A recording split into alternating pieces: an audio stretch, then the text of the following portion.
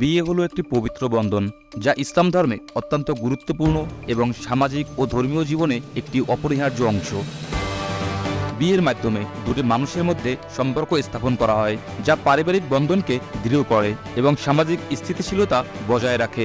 ইসলামে বিয়েকে একটি গুরুত্বপূর্ণ ইবাদত হিসেবে বিবেচনা করা হয় এবং এটি মানুষের জীবনের গুরুত্বপূর্ণ অধ্যায়। সেই অধ্যায় থেকেই নিজের পছন্দের মানুষটিকে বিয়ে করেছেন ছোট পর্দার জনপ্রিয় অভিনেত্রী রুকাইয়া জাহান চমক। ছবি জঙ্গনে বিয়ে মানেই খুব বেশি ধুমধাম আয়োজন, শত শত আলোচনা সমালোচনা। সেক্ষেত্রে ব্যতিক্রম ছোট পর্দার পরিচিত মুখ রুকাইয়া জাহান চমক কোনো ঢাকঢোল না পিটিয়েই চুপিসারে সেরে নিয়েছেন বিয়ে। নিজের নামের সার্থকতা রেখে গত সোমবার বিয়ের খবর প্রকাশ্যে এনে ভক্তদের চমকে দিয়েছেন তিনি। ওই দিন সামাজিক যোগাযোগ মাধ্যমে নিজের বিয়ের খবরটি প্রায় নিশ্চিত করেন এই অভিনেত্রী। জানান, পছন্দের মানুষটির সঙ্গেই আংটি বদল হয়েছে তার। গত শুক্রবার এক ফেসবুক পোস্টে হবু স্বামীর সঙ্গে দুটি ছবি প্রকাশ করেন চমক। সেখানেই নিজের বিয়ে সম্পন্নের পাকা খবর জানান এই অভিনেত্রী। তবে এতেও শান্ত হননি চমক। বিয়ের খুবই সাদামাটা আয়োজন করে ভক্তদের আবারও চমকে দিয়েছেন তিনি।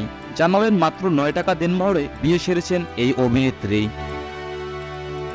বন্ধুরা, আসুন এবার জেনে নেই দেনমোহর সম্পর্কে ইসলাম কি বলেছেন। দেনমোহর বা মোহরানা হলো বিয়ের সময় বরপক্ষ কনে পক্ষকে দেওয়া একটি অর্থনৈতিক অধিকার। এটি কোরআনে স্পষ্টভাবে উল্লেখিত এবং ইসলামের অনুশাসন অনুযায়ী বাধ্যতামূলক। দেনমোহর মূলত কনের জন্য একটি নিরাপত্তার ব্যবস্থা, যা তাকে আর্থিক স্থিতিশীলতা প্রদান করে এবং তার অধিকার রক্ষা করে। কুরআনে আল্লাহ তাআলা বলেন, তোমরা নারীদের দেনমোহর সদিচ্ছায় প্রদান করবে। সূরা নিসা আয়াত 4। দেনমোহরের পরিমাণ নির্ধারিত করা হয় উভয় পক্ষের সম্মতিতে। এটি হতে পারে নগদ অর্থ, সম্পত্তি অথবা কোনো মূল্যবান বস্তু।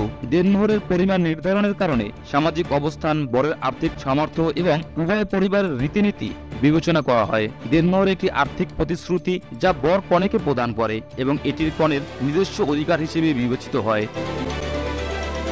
গত শনিবার সামাজিক মাধ্যমে চমক লিখেছেন, আমার জন্ম তারিখ 9, তাই সংখ্যাটি আমার লাকি নাম্বার। কাজেই আমি মাত্র 9 টাকা দেনমোহরের সিদ্ধান্ত নিয়েছি, কারণ আমরা বিশ্বাস করি অর্থ কখনো দাম্পত্য জীবনের ভিত্তি হতে পারে না। আমরা এটাও বিশ্বাস করি আমাদের ভালোবাসা কিংবা একসঙ্গে থাকার হিসাবটা টাকা দিয়ে কখনো পরিমাপ করা যাবে না। ক্যাপশনে অভিনেত্রী আরও লিখেছেন, খুবই সাদামাটাভাবে বিয়ের আয়োজন সারা হয়েছে। কয়েকজন আন্তরিক সুখী মানুষদের নিয়ে এই আয়োজন।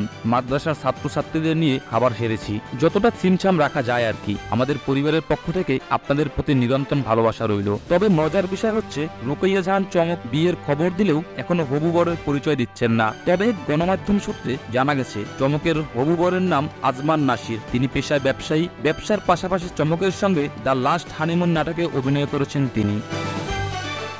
তো বন্ধুরা, এই ছিল রুকাইয়া জাহান চমকের বিয়ের বিষয়ে আজকের ভিডিও। যদি ভিডিওটি ভালো লাগে তাহলে অবশ্যই লাইক, কমেন্ট, শেয়ার এবং চ্যানেলটি সাবস্ক্রাইব করে পাশে থাকুন। আবার দেখা হবে পরবর্তী কোনো ভিডিওতে। সেই পর্যন্ত সবাই ভালো থাকুন, সুস্থ থাকুন। আল্লাহ হাফেজ।